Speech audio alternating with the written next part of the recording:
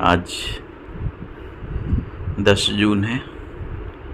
मीठे बाबा की मीठी मुरली सुनेंगे। साकार मुरली है।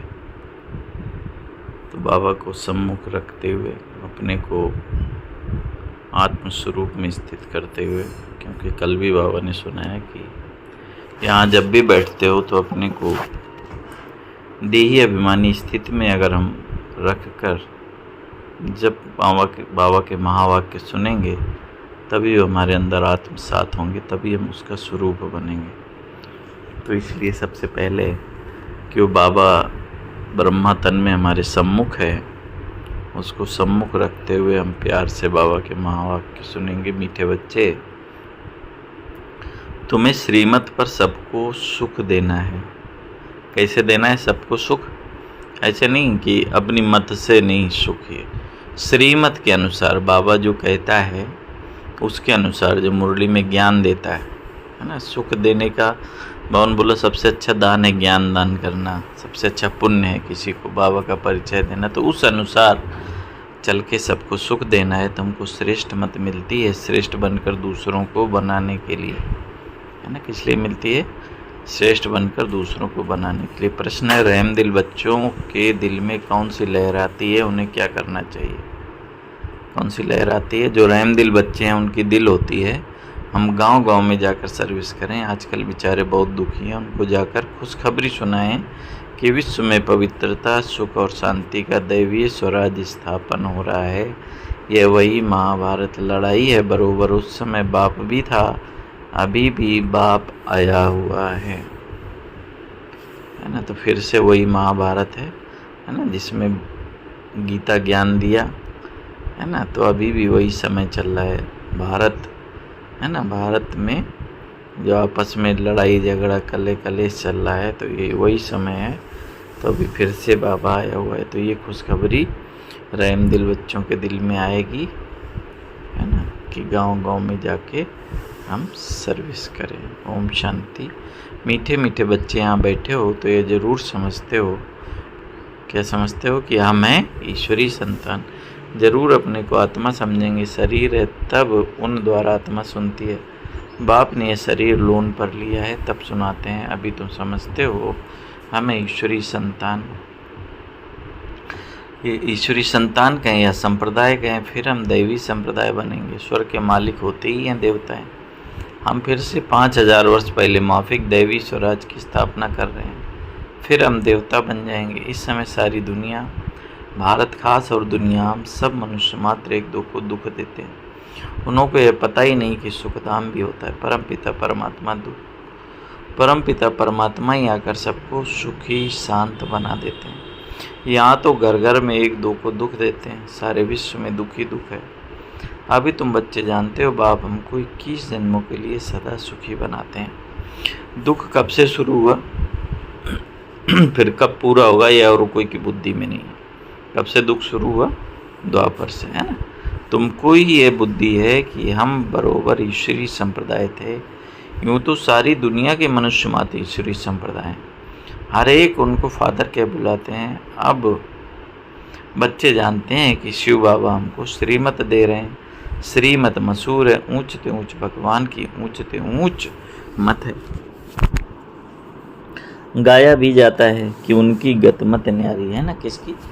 बाबा की गतमत न्यारी। कौन सी मत देते हैं जिससे हमारी सदगति हो जाती है। शिव बाबा की श्रीमत हमको क्या से क्या बनाती है? स्वर्ग का मालिक और जो भी मनुष्य मात्र हैं वह तो नर का मालिक बनते हैं। अभी तुम हो संगम पर, यह तो निश्चय बुद्धि यहाँ आते हैं और समझते हैं बाबा हमको फिर से सुखधाम का मालिक बनाते हैं। हम ही 100% पवित्र गृहस्थ मार्ग वाले थे। ये स्मृति आई है। 84 जन्मों का हिसाब है, कौन कौन कितने जन्म लेते हैं। जो धर्म बाद में आते हैं उन्हों के जन्म भी थोड़े होते हैं, है ना। जो लास्ट में आएंगे फिर वो 84 जन्म थोड़ी नहीं ले पाएंगे, है। तो उनके जन्म भी थोड़े होते हैं। मैक्सिमम कितने हो सकते हैं? 63 है ना द्वापर के बाद से। लेकिन धर्मों में भी फिर और भी बाद में आए हैं। जैसे सिख धर्म है लास्ट में आया तो उसके जन्म और भी कम होंगे। तुम बच्चों को अब यह निश्चय रखना है कि हम ईश्वरीय औलाद हैं। हमको श्रेष्ठ मत मिलती है सबको श्रेष्ठ बनाने के लिए। हमारा वही बाबा हमको राजयोग सिखला रहे हैं। मनुष्य समझते हैं कि वेद शास्त्र आदि सब भगवान से मिलने के रास्ते हैं, और भगवान कहते हैं कि इनसे कोई भी मेरे साथ मिलता नहीं है ना, कोई भी इनके द्वारा मुझे प्राप्त नहीं कर सकता। मैं आता ही तब हूँ, मैं आता ही हूँ तब तो मेरी जयंती मनाते हैं, परंतु कब और किसके शरीर में आता हूँ ये कोई नहीं जानते सिवाय तुम ब्राह्मणों के, है ना। तो तुम अपने को कितना भाग्यवान समझना चाहिए, है ना। अभी तुम बच्चों को सबको सुख देना है। दुनिया में सब एक दो को दुख देते हैं। वो लोग ये नहीं समझते कि विकार में जाना दुख देना है। अभी तुम जानते हो ये महान दुख है। कुमारी जो पवित्र थी उनको पवित्र बनाते हैं। नरकवासी बनने के लिए कितना सेरेमनी करते हैं। यहाँ तो ऐसे हंगामे की कोई बात ही नहीं। तुम बड़ा शांति में बैठे हो। सब खुश होते हैं कि सारे विश्व को सदा सुखी बनाते हैं। तुम्हारा मान किस रूप में है? शिव शक्तियों के रूप में है। तुम्हारे आगे लक्ष्मी नारायण का तो कुछ भी मान नहीं, है ना। कितना गायन और पूजन अभी हो रहा है शिव शक्तियों का ना। शिव शक्तियों का ही नाम वाला है, क्योंकि जैसे बाप ने सर्विस की है, सबको पवित्र बनाकर सुखी बनाया है, ऐसे तुम भी बाप के मददगार बने हो। इसलिए तुम शक्तियाँ भारत माताओं की बहुत महिमा है ना। और कुछ दिन पहले ही बाबा ने बोला भारत माता नाम इसी पे है, क्योंकि माताओं ने स्वर्ग स्थापन किया। ये लक्ष्मी नारायण तो राजा रानी और प्रजा सब स्वर्गवासी हैं। वह बड़ी बात है क्या? जैसे वह स्वर्गवासी वैसे यहाँ के राजा रानी सब नरकवासी। ऐसे नरकवासियों को स्वर्गवासी तो तुम बनाते हो। मनुष्य तो कुछ भी नहीं जानते, बिल्कुल ही तुच्छ बुद्धि है। क्या क्या करते रहते हैं, कितनी लड़ाइयाँ हैं, हर बात में दुखी ही दुखी हैं। और सतयुग में हर हालात में सुख ही सुख है। अभी सबको सुख देने के लिए बाबा श्रेष्ठ मत देते हैं। गाते भी हैं श्रीमत भगवान वाच, श्रीमत मनुष्य वाच नहीं है। सतयुग में देवताओं को मत देने की दरकार नहीं। यहाँ तुमको श्रीमत मिलती है। बाप के साथ तुम भी गाए जाते हो। किस रूप में? शिव शक्तियाँ, है ना। तो अभी फिर से वही पार्ट प्रैक्टिकल में बज रहा है। बाप कहते हैं तुम बच्चों को मनसा वाचा कर्मणा सबको सुख देना है, सबको सुखधाम का रास्ता बताना है। तुम्हारा धंधा ही है। शरीर निर्वाह अर्थ पुरुषों को धंधा भी करना होता है। कहते हैं शाम के समय देवताएं परिक्रमा पर निकलते हैं। अब देवताएं कहाँ से आए? परंतु इस समय को शुद्ध कहते हैं। इस टाइम पर सबको फुर्सत भी मिलती है ना। शाम का समय जो गोधूल इलाका है, जो अपना नुमा शाम का समय। तो तुम बच्चों को चलते फिरते उठते बाप को याद करना है। बस कोई देहदारी की चाकरी आदि नहीं करनी है। बाप का तो गायन है कि द्रौपदी के पांव दबाए, इसका अर्थ भी नहीं समझते। स्थूल में पांव दबाने की बात नहीं है। बाबा के पास बुढ़ियाँ आदि बहुत आती हैं, जानते हैं भक्ति करते करते थक गई हैं, आधा कल बहुत धक्के खाए हैं, तो ये पैर दबाने के अक्षर को उठा लिया है। अब श्री कृष्ण पाँव कैसे दबाएंगे? शोभेगा? तुम श्री कृष्ण को पाँव दबाने दोगे, है ना। श्री कृष्ण को देखते ही उनको चटक पड़ेगी। उनमें तो बहुत चमत्कार रहता है। श्री कृष्ण के सिवाय और कोई बात बुद्धि में बैठती नहीं, वही सबसे तेजों में है। श्री कृष्ण बच्चे ने फिर मुरली चलाई, बात ही नहीं जचती। यहाँ तुम शिव बाबा से कैसे मिलेंगे? तुम बच्चों को बोलना पड़ता है शिव बाबा को याद कर फिर उनके पास आओ। तुम बच्चों को अंदर में बहुत खुशी रहनी चाहिए कि हमको शिव बाबा सुखी बनाते हैं। वो भी कितने जन्मों के लिए? 21 जन्मों के लिए। ऐसे बाप के पिछाड़ी तो कुर्बान जाना चाहिए। कोई सपूत बच्चे होते हैं तो बाप कुर्बान जाते हैं, बाप की हर कामना पूरी करते हैं। कोई तो ऐसे बच्चे होते हैं जो बाप का भी खून करा देते हैं। यहाँ तो तुमको मोस्ट बिलीवेड बनना है। बाबा ने बोला किसी को भी दुख नहीं देना। जो रहम दिल बच्चे हैं उनकी दिल होती है, क्या दिल होती है कि हम गांव-गांव में जाकर सर्विस करें। आजकल बेचारे बहुत दुखी हैं, उनको जाकर खुशखबरी सुनाएं कि विश्व में पवित्रता सुख शांति का दैवीय स्वराज्य स्थापन हो रहा है। ये वही महाभारत की लड़ाई है। बरोबर उस समय बाप भी था, अभी भी बाप आया हुआ है। तुम जानते हो बाबा हमको पुरुषोत्तम बना रहे हैं। यह है ही पुरुषोत्तम संगम युग। तुम बच्चे जानते हो हम पुरुषोत्तम कैसे बनते हैं। तुमसे पूछते हैं कि तुम्हारा उद्देश्य क्या है, बोलो क्या उद्देश्य है तुम्हारा? मनुष्य से देवता बनना। देवताएं तो मशहूर हैं, बाप कहते हैं जो देवताओं के भक्त हैं उनको पहले समझाओ। भक्ति भी पहले तुमने शुरू की किसकी? शिव की, फिर देवताओं की। तो पहले शिव बाबा के भक्तों को समझाना है। सबसे पहले किसको? शिव बाबा के भक्तों को समझाना है। बोलो शिव बाबा कहते हैं मुझे याद करो, शिव की पूजा करते हैं, परंतु ये थोड़ी बुद्धि में आता है कि पतित पावन बाप है।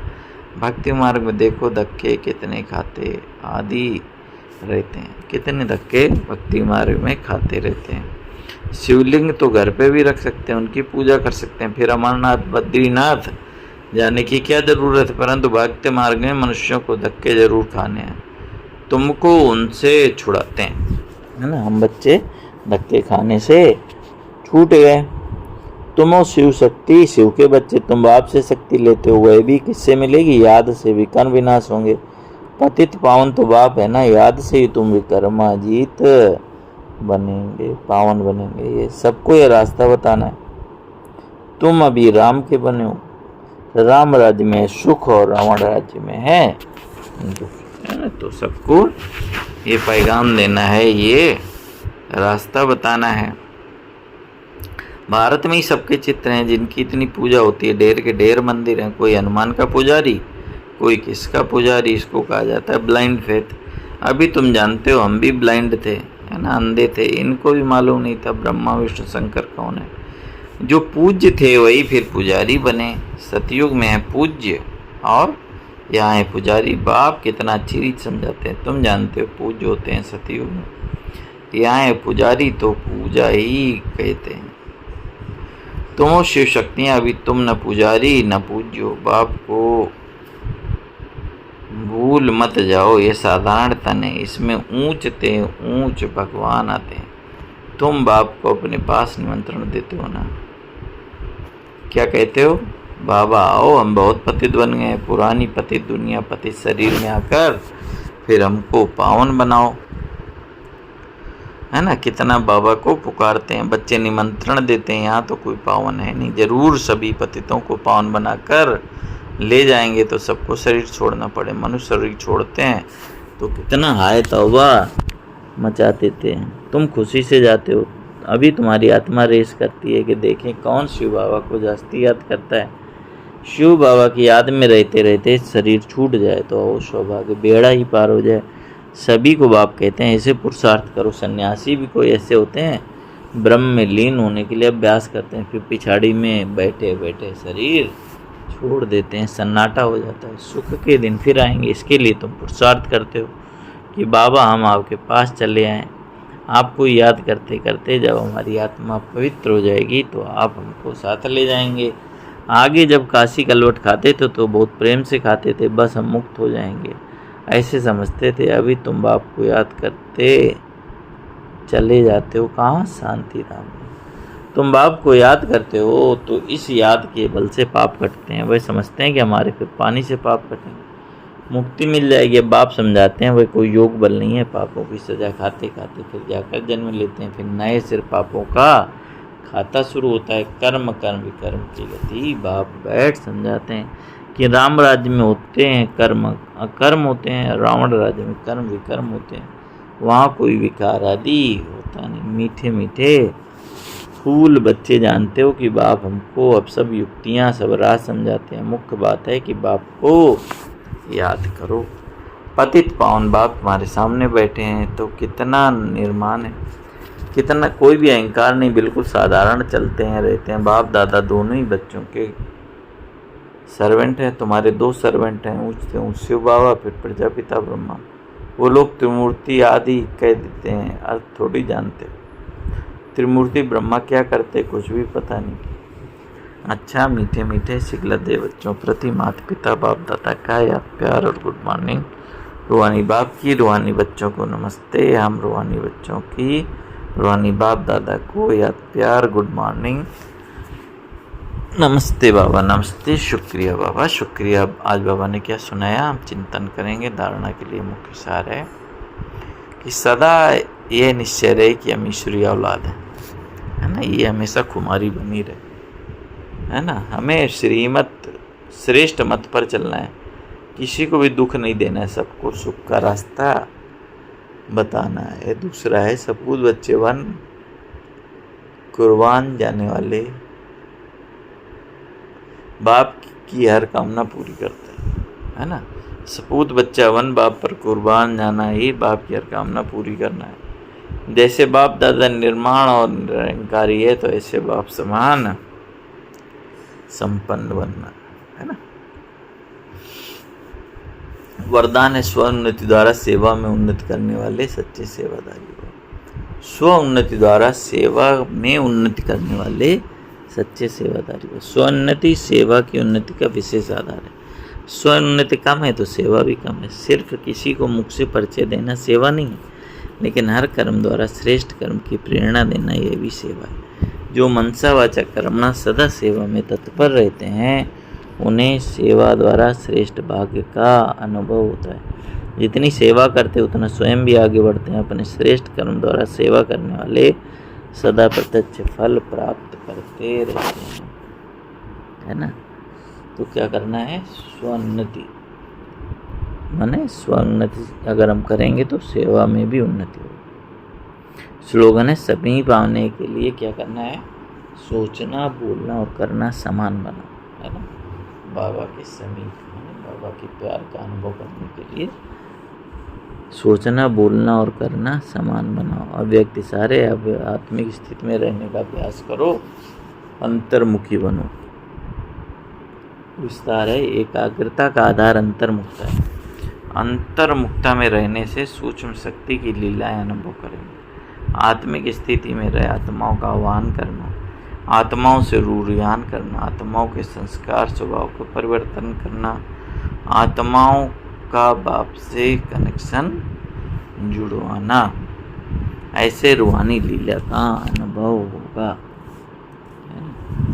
तो अंतर्मुखता में रहने से, आत्मिक स्थिति में रहने से, फिर आत्मा से रूढ़ियान, स्वभाव परिवर्तन, बाप से कनेक्शन, ये सब कब संभव है, जब हम खुद आत्मिक स्वरूप में स्थित होंगे। अच्छा, ओम शांति। तो आज बाबा ने विशेष बताया कि श्रीमत पर ही सबको सुख देना है, श्रेष्ठ बनकर दूसरों को श्रेष्ठ बनाना है ना। कौन सी लहर आनी चाहिए कि गांव-गांव में जाकर सर्विस करें, है ना। अभी परिवर्तन का समय, संगम युग का समय। अच्छा, ओम शांति, ओम शांति, ओम शांति।